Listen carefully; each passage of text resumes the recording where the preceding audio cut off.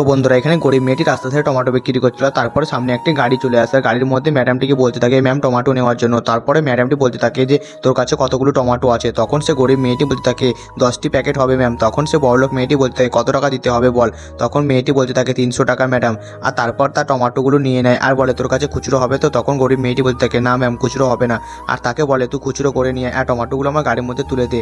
আর তারপর তাকে টাকা না দিয়ে সেইখান থেকে সে টমেটোগুলি নিয়ে চলে যায়। আর তার বান্ধবী বলতে থাকে তুই ওই গরিব মেয়েটিকে টাকা দিলে না যে সেখান থেকে চলে এলি। আর মেয়েটি বলতে থাকে গরিব মেয়েরা আমাদেরকে সবসময় ঠকায়, আজ নয় আমি তাদেরকে ঠকালাম। আর এই বলেই সেখান থেকে সে চলে যায়। আর তারপর গরিব মেয়েটি এসে দেখে যে গাড়িটি চলে গেছে আর তার টাকা দেয়নি। আর সে পর্যন্ত কান্না করতে থাকে। আর তারপর বড়লোক মেয়েটির সাথে এমন কিছু ঘটলো যেটি দেখে তুমি অবাক হয়ে যাবে। তার আগে মাকে ভালোবেসে থাকলে ভিডিওটা লাইক করে চ্যানেলটি সাবস্ক্রাইব করে দাও। আর তারপরের দিন মেয়েটি এটিএম থেকে টাকা তুলে আনছিল। তারপর একটি চোর এসে তার সমস্ত টাকা ছিনিয়ে নিয়ে চলে যায়। আর মেয়েটি কান্না করতে থাকে। সেই সময় তার বান্ধবী চলে আসে আর বলে তুই কাঁদছিস কেন।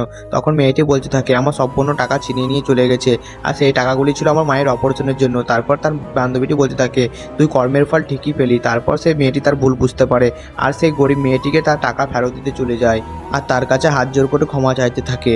তো ফ্রেন্ডস এরকম এন্টারটেনমেন্ট ভিডিওর জন্য চ্যানেলটি সাবস্ক্রাইব করে নোটিফিকেশন অল করে রাখো।